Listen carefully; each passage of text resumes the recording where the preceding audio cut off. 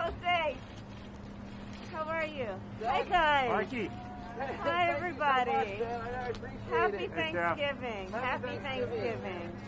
Thank you so much for coming down to see us. Of course. So we are just honored and touched beyond belief that you would choose us as one of your first options to come down here. We're so happy, and we hope that that some of the work that we do will inspire the work that this administration does. It's interesting. Right now, during COVID, we've been focused on food, and we're doing crazy amounts of food. 2.5 million meals we've already done. 1.4 million pounds of fresh produce in grocery bags that we've sent out throughout the city. $1 million that we've spent buying that produce from local farms. So this is economically affecting positively the rural communities. But what we've always been about is much more than food. Food has always been the tool that we use to strengthen bodies, empower minds, and build communities. And we've always been focused on putting ourselves out of the business of giving away food and into the business of training men and women to create food and work in restaurants like Jose's.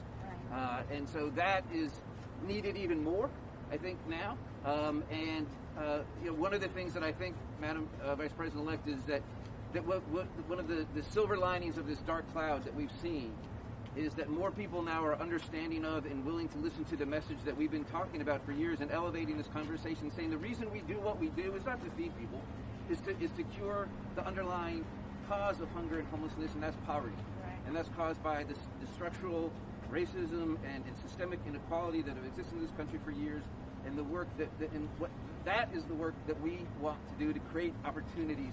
And some of those opportunities are represented by these beautiful men and women behind me. Our staff now is 180 folks. 57% of those are graduates of our culinary job training program. Right. These are individuals that have faced great barriers to employment, but now are working with living wage jobs, living wage benefits, and setting examples for what's possible for the business community around the country. So we are so grateful to be able to share some of that work with you, and we look forward to working with you in any way possible as practicing advocates for the next 8 years, and then maybe the next 8 years after that.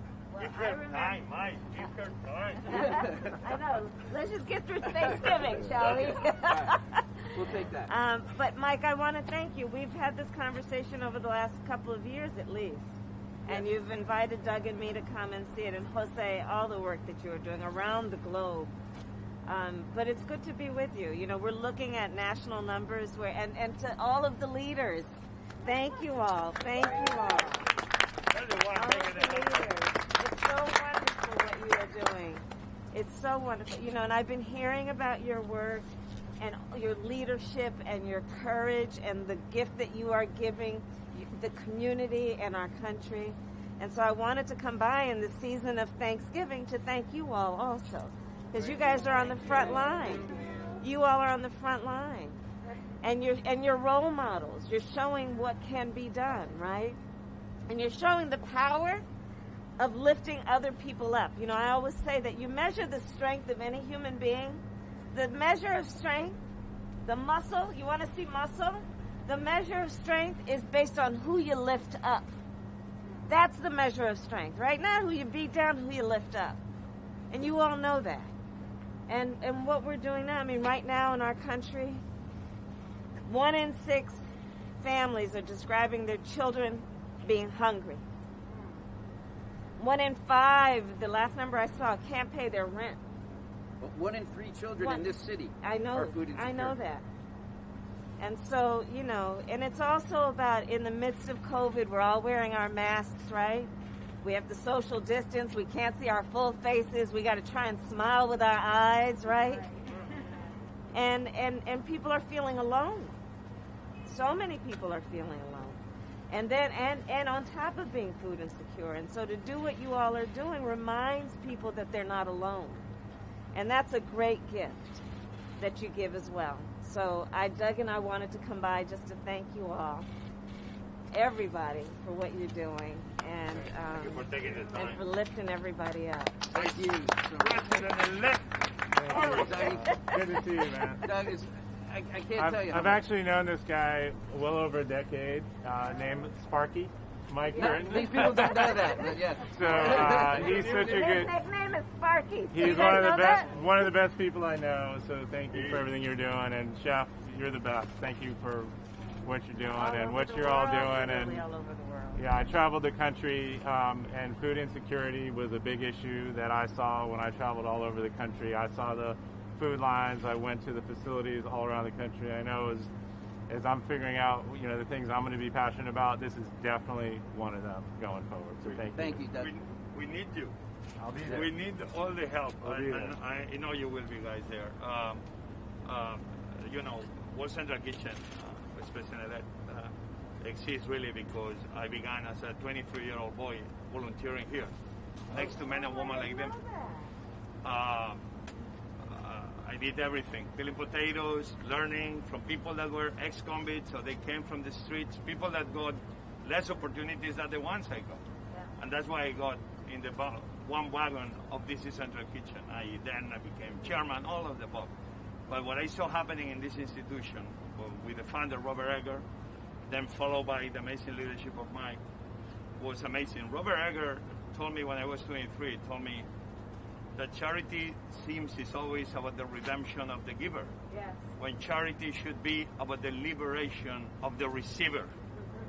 Just get that phrase, put it up above, and that's the mission of this Central Kitchen, what this man has been doing with all these people and the many people around America and the world right now, even under COVID, just stepping up and bringing a plate of food and showing hope. That's what's happening, and I know you know it. But you see, the thing, I'll add to the charity piece. Because here's how I think about charity. It's the difference between charity and duty. Charity, I got a little extra, I'll help you out. Versus duty. Duty to your fellow human being. Right? You guys know that. Right? It's what we all should understand is the price that we pay for living on this earth. That we have a duty. And you guys know that. I'm preaching to the choir. You guys could be at home right now cooking for yourselves and your own families. But you're here out of a sense of duty to the community and to other people, and especially people who right now are in need. And that's an incredible thing you're doing. An incredible gift you're giving. It has been an incredible gift for me this last 8 months to be able to come to work and to work with these folks who, every day, we're coming in 12,000, 10,000 meals, and never once is wringing hands, hanging heads, asking why. To say, no, this is a job, this is an important job, we have to do it. And the way they have done this work has just been stunning and inspirational. And it's been the blessing. I've been here 16 years, and this has been not one you wouldn't want to say this has been the best year, but in many ways it has. And it's taught us a lot, just like you're saying. We can't wait to show off what we've learned in a better way when we take off our mask and really show you around. Especially that we're going to move into a new space at the end of next year or the year after at River Point. 36,000 beautiful square feet. And we are going to become an amazing food hub for sustainability, jobs, empowerment, opportunity, innovation. And we can't wait for you to be part of that as well. I look forward to it. I look forward to it. Well, on behalf of all the people that you all inspire, I thank you, I thank you, I thank you. I thank you. And we like to, there's a bakery that's run by former veterans, people who have served, many of whom came back and were homeless, jobless, and it's called Dog Tag Bakery. So we brought you all some cookies. They're individually wrapped, so we'll be safe, but just as a thanks. So we'll leave them here for you. Yep. But, and everybody's doing okay? Yeah. You're doing okay? That bakery functions very much like this is Central Yeah. Kitchen. Yeah, Hats exactly. and DC Central Kitchen masks too, and I have some T-shirts I'll give to Carly and Okay. you guys. Thank you There so we much. go. All right. Okay. Be well. Take care. And thank you again. Thank you, everybody. Thank you Good to so see much. you, man. It's great seeing you. Congratulations I again. used This to is back from amazing. Honduras and Guatemala. I know, I Great read it. time. I'm going to Colombia. I spoke to President Pineda Good. in the I island. still have my We already are doing official 6,000 camera. meals a day. You're in the United, but we are not. I have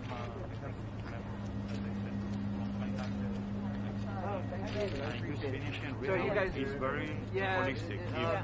If one or two, it's a very, is this 27 years of thinking, okay, I don't know anything about I anything, feel like but this I would love to if work we with can you. bring all these people, Look at what we did with our bill, right? We can do this and do it in a bipartisan way. that's what America wants, and you know it. I agree. I'm so proud of you. And it's so amazing. Don't stop cooking, okay? I'm not. Hello? I'm cooking. No, don't stop cooking, I'm okay? not gonna ever stop And cooking. keep sharing recipes. I love to cook. Keep sharing I recipes. love to cook. I love to cook. So that's why I just love you guys. She publishes recipes on her Twitter account. Yeah, I got my own recipes. As the vice president-elect. Like my cornbread dressing recipe. Okay. So good. Gotta send some to us. Okay, you know what? This year we had to really skip because I usually cook for the whole family. We have 2 turkeys. This year we just have these little things because everybody's got to be safe. So I'm trying to figure out how to scale down my cornbread recipe because I usually make it for a lot of people. We may have leftovers. If we do, I'll bring them by. Well, if you need any extra ingredient, Okay, let us know. I'll let you know. Yeah. Okay. So, no. Okay. Guys, we're gonna just take one quick question. I know you're going to work hard the next 4 years. So. Folks here, go ahead, The Al. work, I know you've been already working. Said but- this morning that you had made contact with Republicans on the Hill. Does that include Leader McConnell? I can't speak directly to that, but I will tell you that it has been the priority for the president-elect and me from the beginning that we intend to and will work across the aisle to deal with these most intractable issues that are affecting people regardless of who they voted for in the election. And I can tell you that the president-elect and I take that very seriously. I'm here to talk with folks who are feeding the hungry. You may have heard me say 1 in 6 families in America is describing their children as being hungry. 1 in 5 are describing an inability to pay rent. These are real issues, and the folks that we are talking about, whoever they voted for, deserve to have leadership that sees them through the lens of the life they are living, regardless of their party affiliation. And we feel very strongly about that. Have you spoken with Vice President Pence? Thank you, Paul. Thanks, Not yet. But you would speak with him and One more they thing. said- Have you spoken with Governor Thank Dean you. about your replacement? Thank you.